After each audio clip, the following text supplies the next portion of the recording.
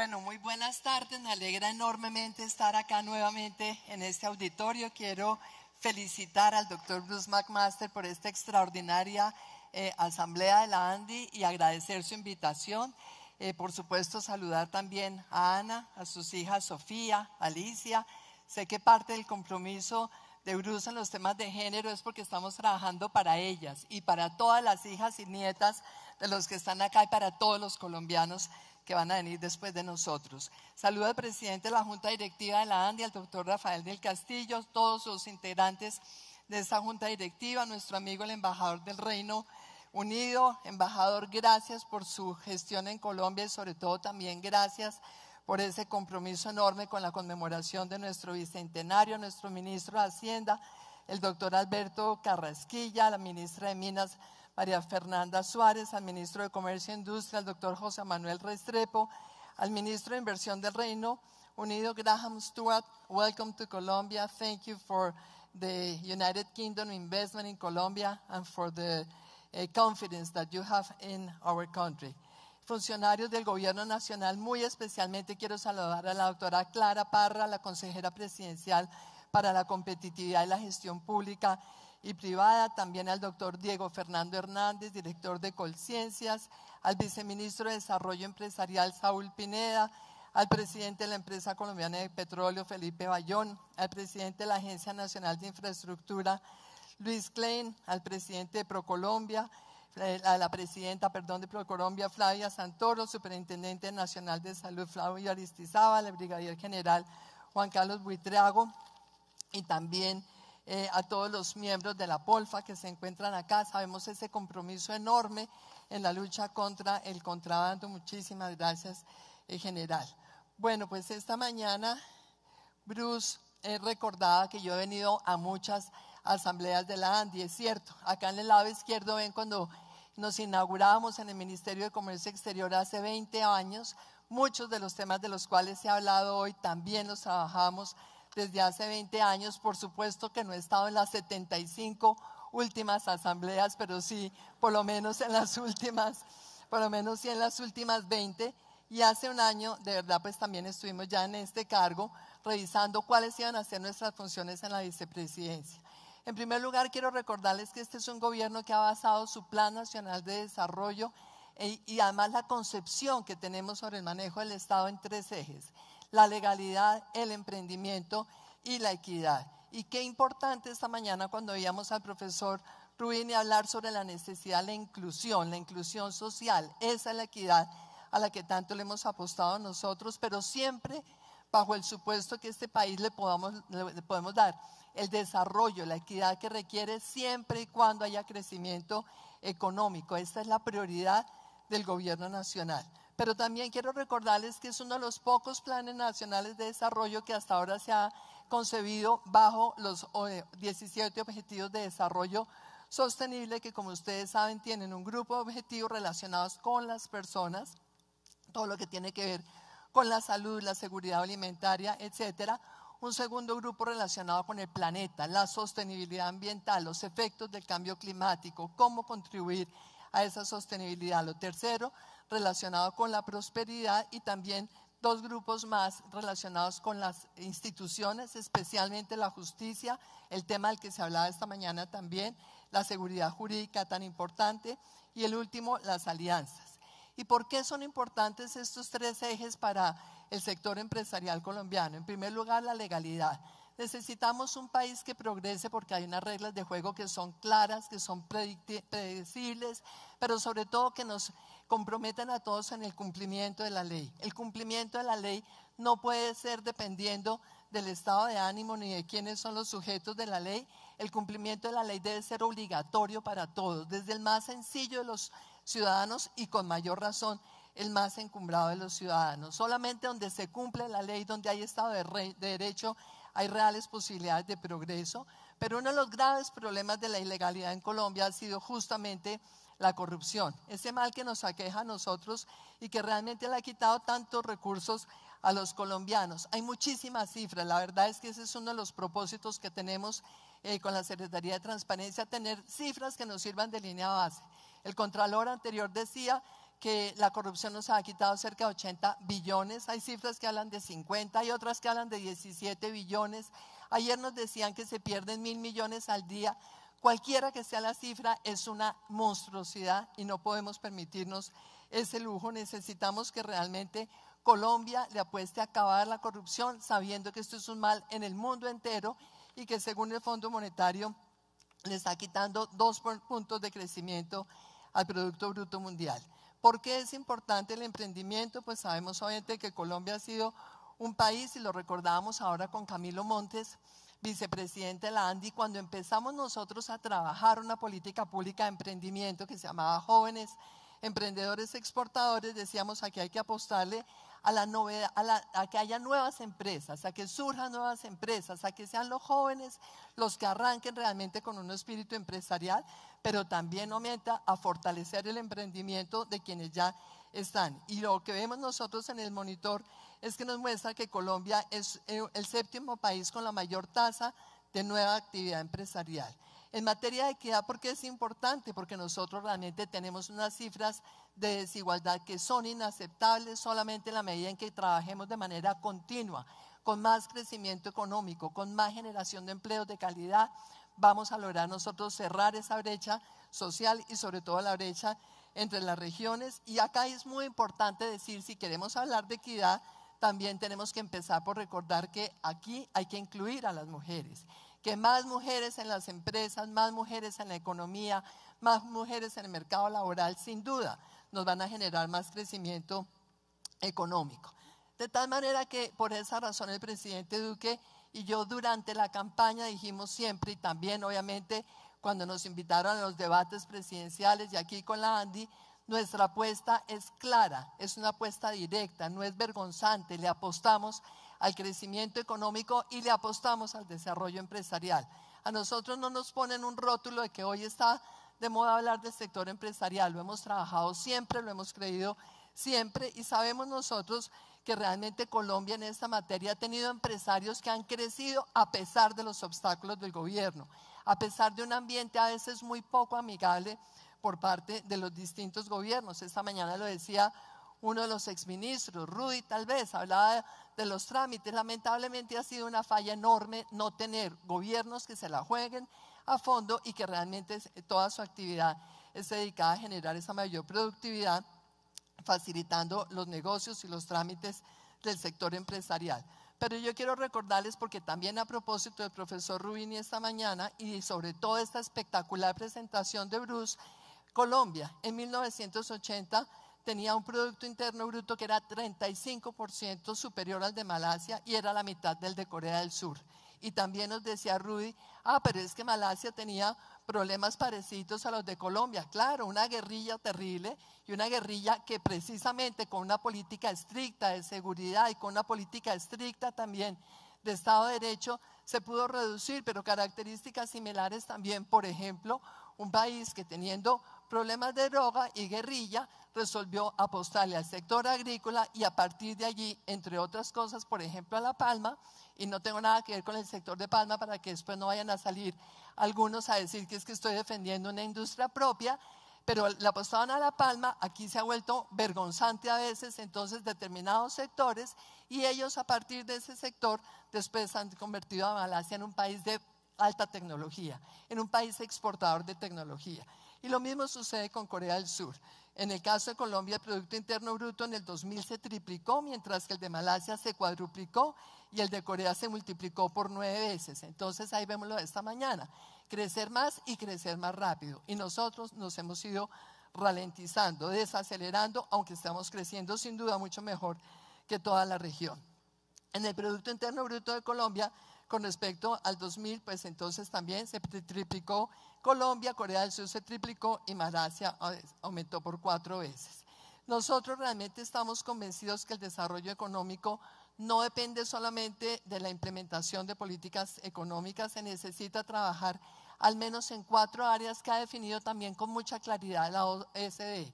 Ahora estamos nosotros en la OSD y es muy importante también revisar cómo se están viendo a sí mismos los países más desarrollados y los países que se parecen a Colombia y los más desarrollados están precisamente preocupados. Primero, las trampas de la productividad, basadas en aquellos países que se dedicaron a la explotación de recursos naturales y a exportar esas materias primas. Entonces, pues ya esta mañana veíamos todas las consecuencias que tiene tener un modelo de crecimiento basado en esas materias primas. Segundo, la trampa de la pobreza, es un riesgo enorme. Muchos países que han tenido un progreso, de pronto pueden tener un retroceso porque no ha habido realmente un crecimiento sostenible de esa clase media, y esa es una de las apuestas nuestras, trabajando además por lograr la formalización de los recursos humanos en Colombia. En tercer lugar, y de las empresas, por supuesto. En tercer lugar, la trampa en la institucionalidad. Eso es fundamental, fortalecer instituciones, y cuando hablamos en este gobierno de legalidad estamos hablando de eso, sobre todo un Estado, unas instituciones creíbles, legítimas, predecibles, con reglas estables. Y por supuesto la trampa medioambiental, en donde sabemos también que no se puede explotar recursos naturales a cualquier costo de manera irresponsable. Tenemos una responsabilidad enorme con las nuevas generaciones. Aquí el sector empresarial en Colombia realmente tiene, yo lo quiero decir con mucha franqueza, tiene que apostarle a lo que es ese desarrollo empresarial. Me quisiera devolver acá porque es que quiero que esa frase la que tengan bien asimilada. Aquí hay que apostarle realmente a lo que significa ser empresario, a lo que significa realmente creer en la inversión, creer en el capital, creer en la generación de riqueza, creer en una economía de mercado. Por supuesto que todo es perfectible, somos un país con un modelo económico imperfecto, hay que ver cómo lo mejoramos, pero lo que no puede suceder es tener una actitud vergonzante sobre lo que significa la actividad privada, la inversión privada, la generación de riqueza. Y yo les agradezco mucho ese aplauso, pero también yo les quiero devolver a ustedes una invitación. Salgan y hagan ustedes una campaña de publicidad sobre lo que significan las empresas en Colombia, cómo lo que estamos haciendo, el presidente Duque, nuestro gobierno y todos los que estamos haciendo este trabajo desde lo público, es justamente defender un modelo de desarrollo, un modelo de democracia, un modelo de sistema económico que por supuesto no son perfectos, pero que tenemos que perfeccionar entre todos, mejorarlo desde adentro. Pero lo que no podemos es seguir en estos foros tan importantes, reconociendo la importancia del sector empresarial. Aquí hay que hacer una campaña de publicidad, aquí hay que salir a mercadear lo que significa el sector empresarial, aquí hay que decirle a los colombianos, que ser empresario no es ser un bandido, y que tener riqueza no es un pecado, y que lo que hacemos justamente es promover que haya más generación de empleos, y eso sí, salarios cada vez más justos a los trabajadores, y eso sí, ojalá muchos de ustedes, entre más aumenten sus utilidades, más las compartan con sus trabajadores vía aumentos en la productividad, bonificaciones, productividad, lo que sea.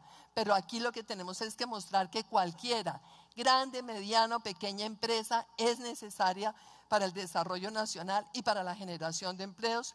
Y por eso yo quiero decirles, no puede seguir una actitud vergonzante del sector empresarial cuando aquí tenemos todo para defender y todo para perder. Entonces aquí es tener la autoestima alta y realmente saber Colombia ha sido posible gracias en muy buena parte a lo que hace el sector empresarial, y tenemos que hacer más rápido, mejor, y hacerlo entre todos.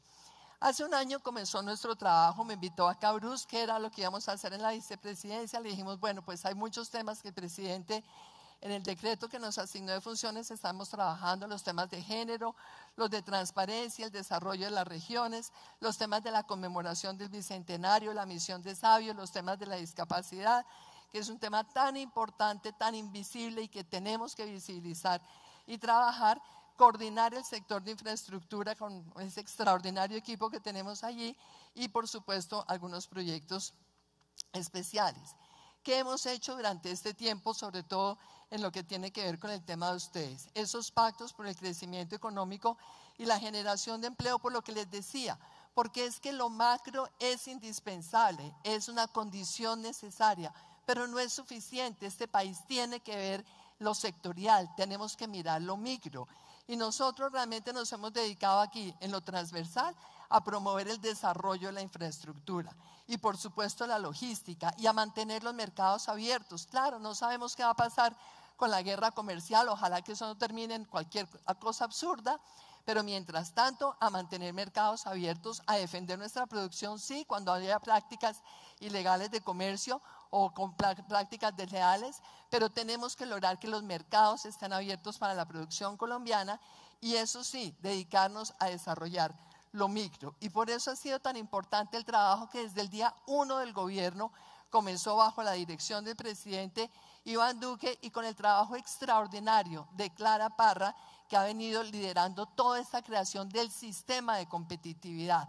Volver otra vez a crear un sistema de competitividad. Entonces resulta que nosotros después de 20 años estamos diciendo la importancia de la competitividad, pero bueno, por fortuna hay gente valiosa, seria, está también el ministro de Comercio Exterior presidiendo todo este trabajo y lo importante, tenemos al presidente de la República de cabeza, comprometido, y por eso la reunión de la Comisión Nacional de Competitividad se hace con la presidencia del presidente, tiene sus 4 comités asesores en ciencia, tecnología e innovaciones del sistema de formación de innovación agropecuaria, el de economía naranja, tan importante, todas las industrias culturales, y la Comisión Intersectorial de Propiedad Intelectual, que tiene mucho que ver obviamente con el tema de ciencia, tecnología e innovación, los comités de regionalización, y en todos estos comités pues realmente tenemos esa conexión, regiones, gobierno nacional, está cada uno de esos comités, el ministro de Comercio Exterior, el ministro de Agricultura, la directora de Planeación, todo el mundo, es un trabajo sistémico que realmente consideramos que es fundamental para lograr llegar también a las regiones con el mismo discurso, las mismas políticas y una mejor implementación cada vez. Pero dentro de lo sectorial que resolvimos hacer, y fue la línea del presidente, vamos a mirar sector por sector de la economía colombiana. ¿Qué está pasando? ¿Cuáles son sus cuellos de botella? ¿Cómo podemos desde el gobierno ayudar a destrabar esos cuellos de botella? Pero que sea claro, aquí no hay ni beneficios fiscales hechos a la medida de las empresas. Lo que se iba a hacer en materia fiscal ya se hizo con una muy buena ley de financiamiento, en la cual habló esta mañana el ministro de Hacienda. Tampoco podemos nosotros acá caer en decisiones hechas en función de una empresa, sino una visión sectorial de cadenas de producción y sobre todo de cadenas que puedan insertarse en las cadenas globales. Y fue así entonces como miramos distintas variables. Primero, cuáles eran las importaciones mundiales de cada uno de estos sectores, cuál es el potencial también exportador que tienen, qué tanto han aumentado sus exportaciones en los últimos años, cuál es el índice de valor agregado que tiene cada uno de estos sectores o cadenas, cuál es el índice de complejidad entre esa producción para lograr realmente que entre más valor agregado, más complejidad, pues más prioridad de alguna manera. ¿Te has dado cuenta que han pasado ya? Y el entorno productivo para realmente hacer una apuesta ambiciosa. Aquí le pedimos a todos los sectores, hay que tratar de duplicarse. Duplicar exportaciones, duplicar empleo, duplicar inversión y duplicar duplicar producción. Entonces, con estos criterios seleccionamos unos sectores, unas cadenas prioritarias. Nos reunimos entonces durante los últimos 3, casi 4 meses con cada una de estas cadenas. Estas fueron las reglas, nada de lugares comunes, tener un foco sobre todo también en que cualquier apoyo del gobierno tiene que estar orientado a bienes públicos, eso es muy importante, por ejemplo, en el sector agrícola. Y lo importante de un pacto, que como su nombre lo indica, concurre en 2 partes, se compromete cada una a algo, no era simplemente el gobierno, ¿qué más hace el gobierno? O los empresarios, ¿qué más nos da el gobierno? No, ¿a qué nos vamos a comprometer las 2 partes? Y realmente el trabajo fue muy estimulante porque también las empresas, los sectores, los gremios se encontraron que había que hacer mucho trabajo hacia adentro de las empresas. Los aumentos en productividad tienen que ver muchas veces con decisiones de política pública, pero mucho con el trabajo hacia el interior de las empresas. Y fue así como en ese primer grupo de pactos seleccionamos 12 cadenas. Esto se representa acá 45 gremios de la producción: cacao, turismo, carne, BPO, alimentos procesados, economía naranja, construcción, agroforestal, moda, las industrias de movimiento con un potencial enorme, químicos, plásticos, cosméticos, pintura, software y tecnologías de la información. Y así entonces se firmaron estos pactos. No les voy a leer lo que se comprometió cada uno de los pactos, pero sí los 3 más importantes. El de la industria cárnica, a generar 51.000 empleos. No fue una cifra que nosotros pedimos, ni pusimos, ni impusimos como alguna columna que veía yo en estos días, que qué cosa tan absurda, porque es que el gobierno no podía poner metas. No las pusimos, fue lo que el propio sector privado dijo: si el gobierno simplifica estos trámites, si el gobierno soluciona determinados cuellos de botella, nosotros podemos crecer 51.000 empleos, incrementar la producción en 3.7 billones solo la industria cárnica, incrementar las exportaciones en 420 millones de dólares, incrementar las exportaciones de alto valor agregado en 204 millones de dólares. Otro, la industria en movimiento. Esto quiere decir automotriz, metalmecánica, aeronáutica, donde ahora tenemos un potencial enorme, aeropartes y también industria de astilleros.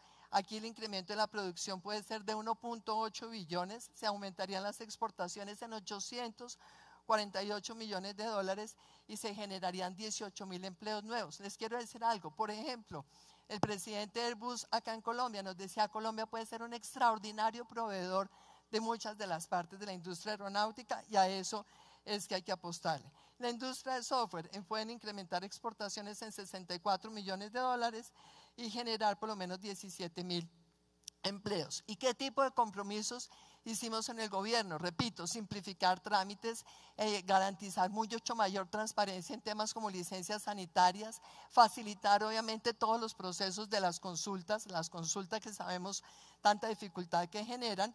Y lo importante es que estos primeros 12 pactos, repito, 45 gremios, significan un aumento de 6.2 billones de pesos en inversiones, un aumento de 13 billones de pesos en producción, un aumento de 3.576 millones de dólares en exportaciones y un aumento del 213% en empleos. Esto es lo que el propio sector privado nos ha dicho. Podemos generar 866.000 empleos, y por eso lo que hemos hecho, lo que he hecho yo, lo que hemos hecho con Carlos Enrique Moreno, con Clara Parra, con el ministro José Manuel Restrepo, el de Agricultura, la directora de Planeación, la ministra de las TICs, la ministra de Transporte, es hacer unos compromisos, un ejercicio de coordinación y de gerencia al interior del gobierno, porque las tareas tienen que ser cumplidas en un plazo corto. En 3 meses el gobierno tiene que cumplir la mayor parte de sus tareas, y el mediano plazo es de aquí a diciembre. De tal manera que cumpliendo esto el gobierno, esperamos nosotros que el sector privado realmente nos dé todos estos resultados. ¿Qué otra cosa hemos hecho en la vicepresidencia?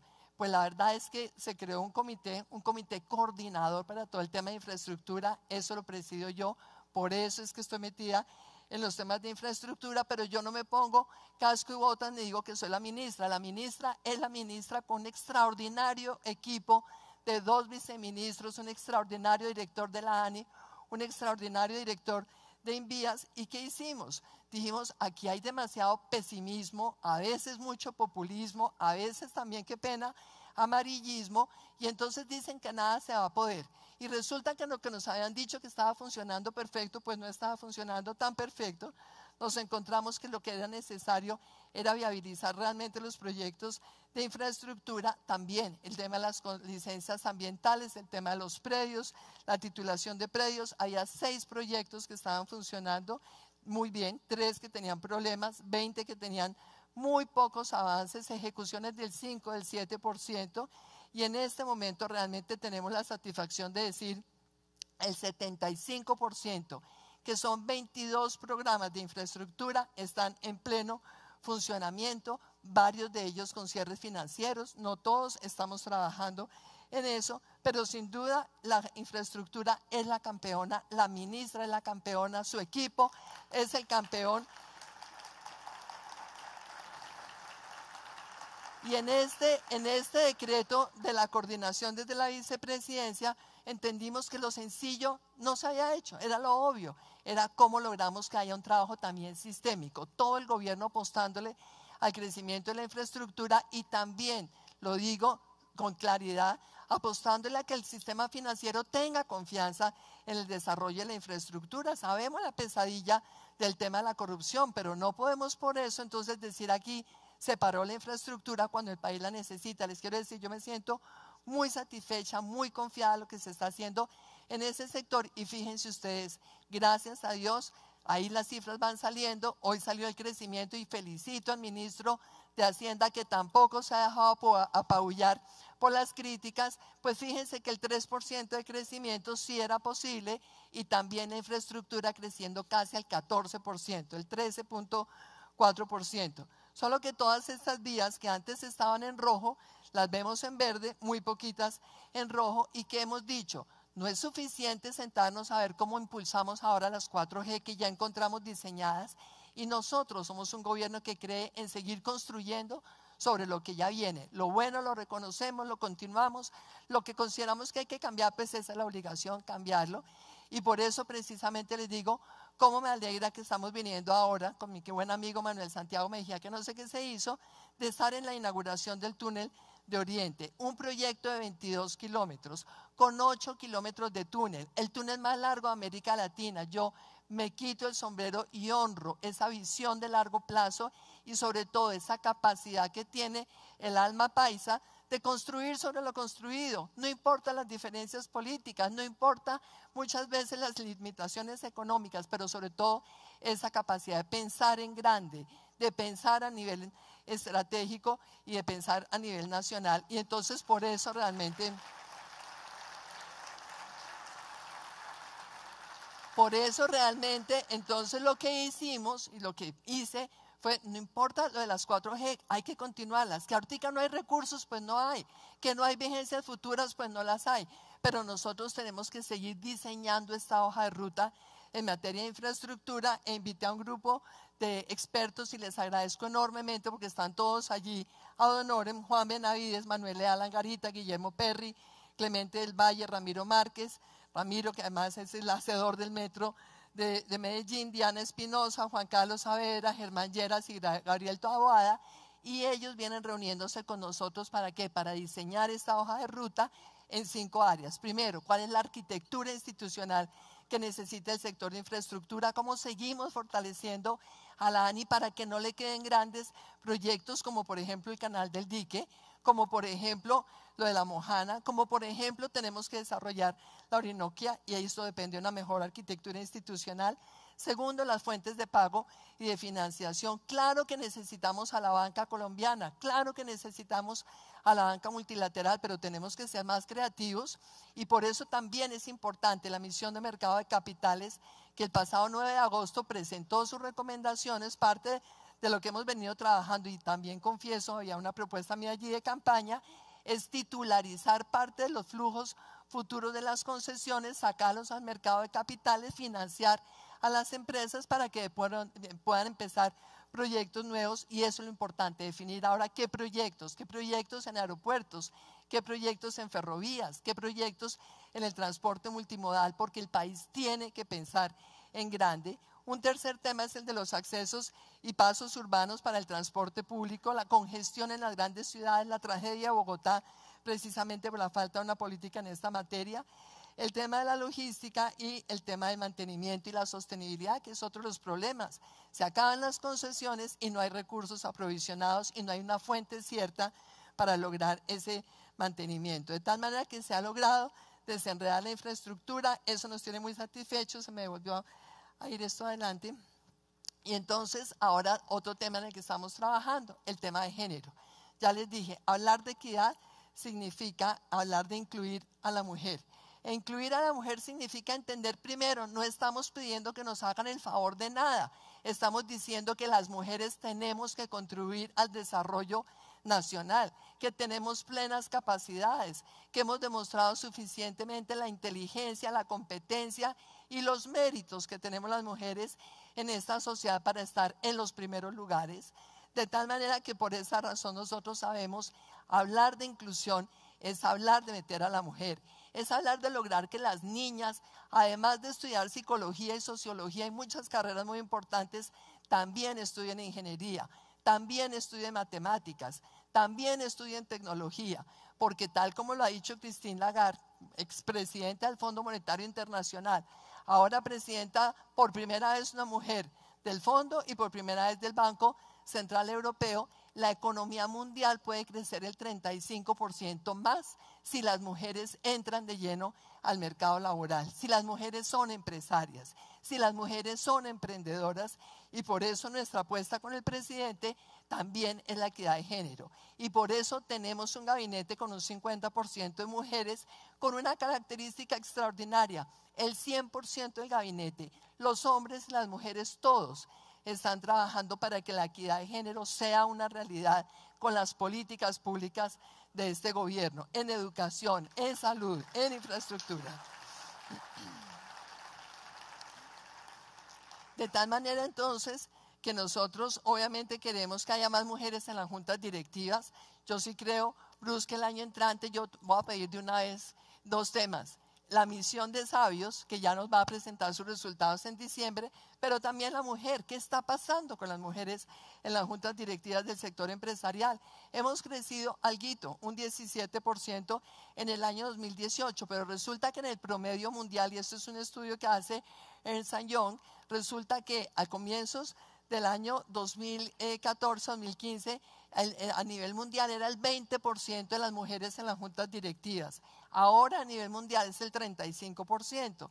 Entonces, si bien nos aplaudimos cuando decimos pasamos del 11 al 17, pues el 17 es la mitad del 35% que hay en la media de los países de la OCDE. Entonces, como nos metimos a un club de ricos, comportémonos como se están comportando esos países y los nórdicos y todos los que realmente han apostado a que el crecimiento del desarrollo empresarial de las mujeres significa más puestos de trabajo, significa empresas mucho más rentables, y por supuesto pues este es un tema en el que Colombia está avanzando, pero estamos avanzando lentamente. Ya pues mencioné lo de Christine Lagarde. La tasa de participación laboral de las mujeres en América Latina es del 50%, mientras que los hombres apenas el 75%. La brecha de las mujeres en el mercado laboral del 65%, los hombres el 85%, las mujeres en el trabajo.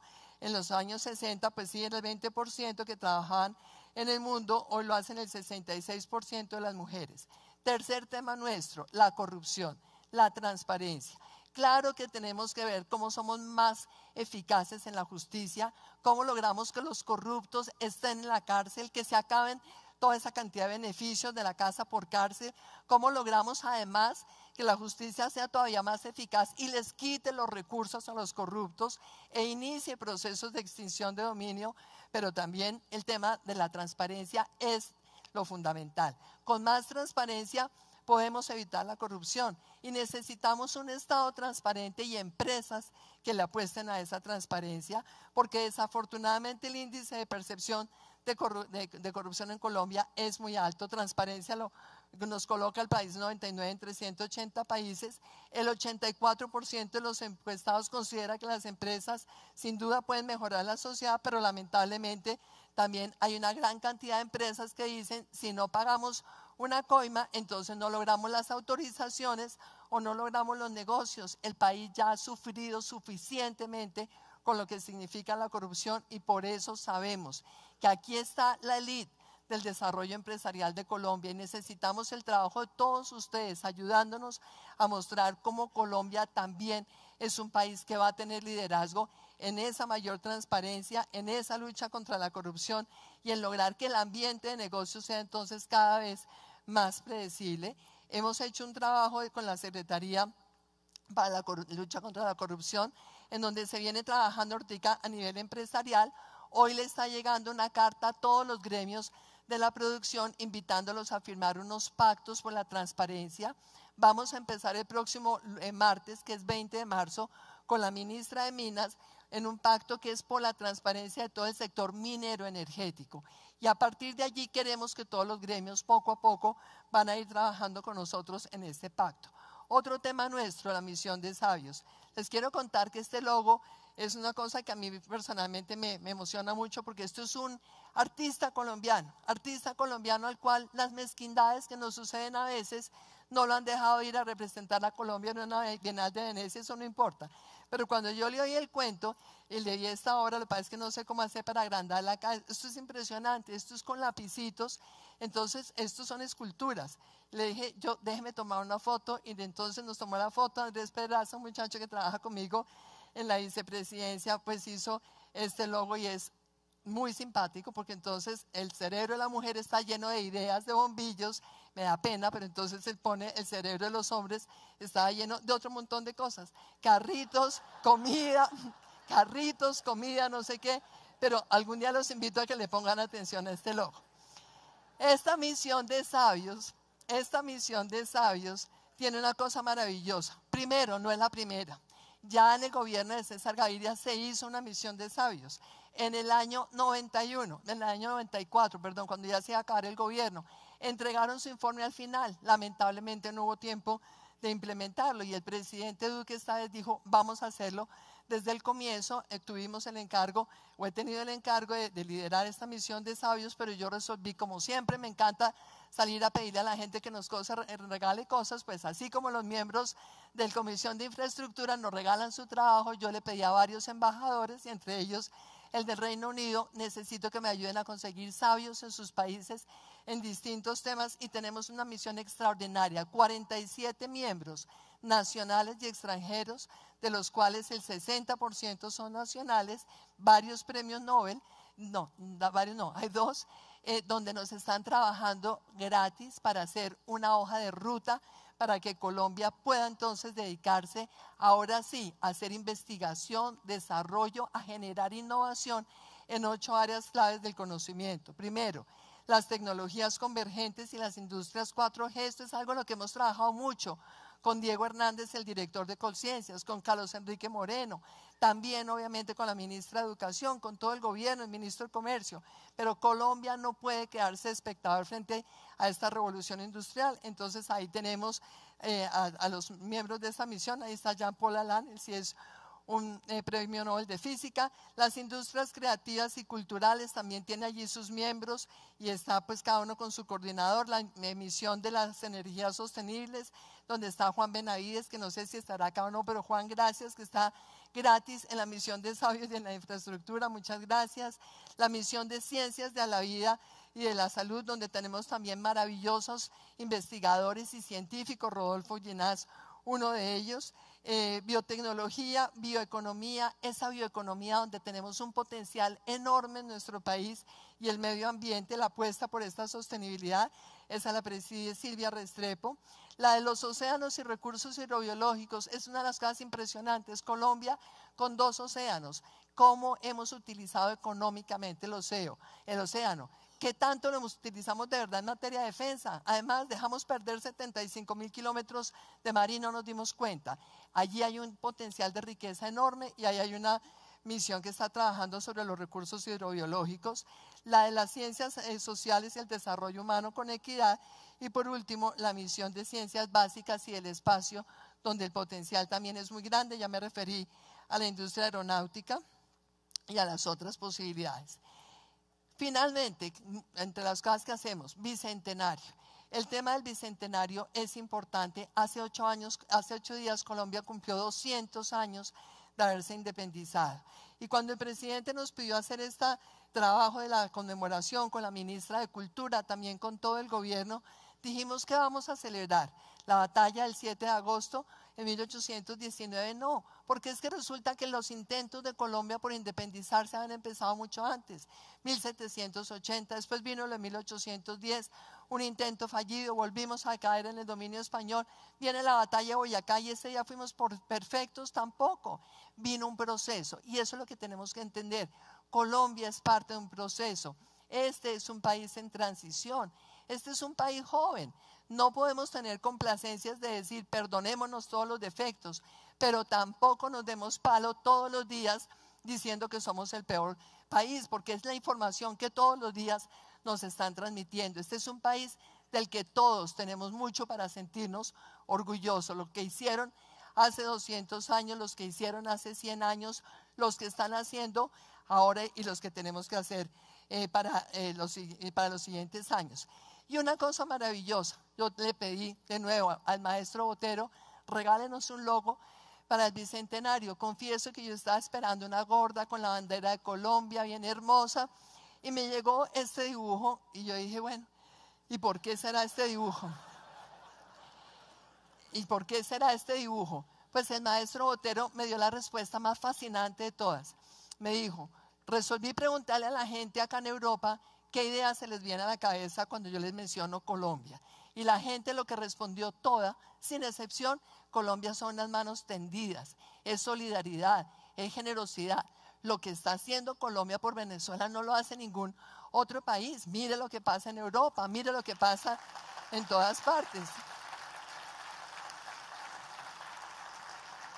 Entonces, si pensamos que además de solidaridad tenemos talento, creatividad, ingenio, sector empresarial, riqueza natural, una ubicación maravillosa, tanta gente resiliente y maravillosa, pues la verdad es que nosotros sentimos, este es un país que se merece el esfuerzo de todos y por eso yo quiero, verdad, invitarlos como lo hemos hecho nosotros también con la creatividad de nuestros jóvenes, de la vicepresidencia, particularmente Andrés Pedraza, a decir, sintámonos hoy todos más colombianos que nunca, porque dentro de 100 años, cuando se le celebre ese tercer centenario, pues sí, obviamente ninguno de nosotros va a estar aquí, pero ese país va a ser producto de lo que todos y cada uno de nosotros decidamos hacer hoy de Colombia.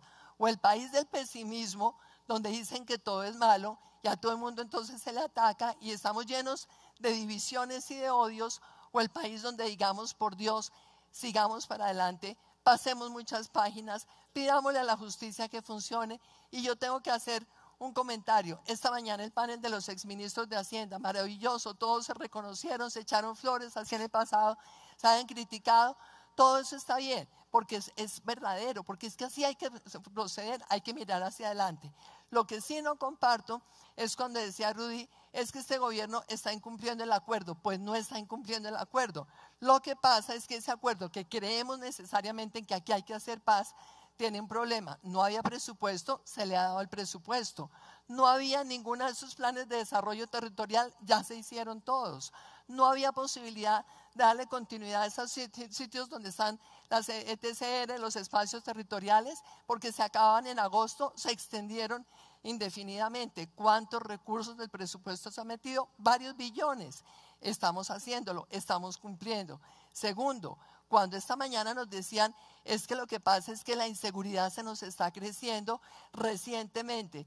Pues lamentablemente sí, pero ¿saben una cosa? Es que también recientemente, señores, se nos creció el narcotráfico. Hace 5, 4 y 3 años se nos pasó aquí de 40.000 hectáreas sembradas a 206.000. La violencia y la inseguridad está concentrada sobre todo en esos sitios en donde creció tanto el narcotráfico.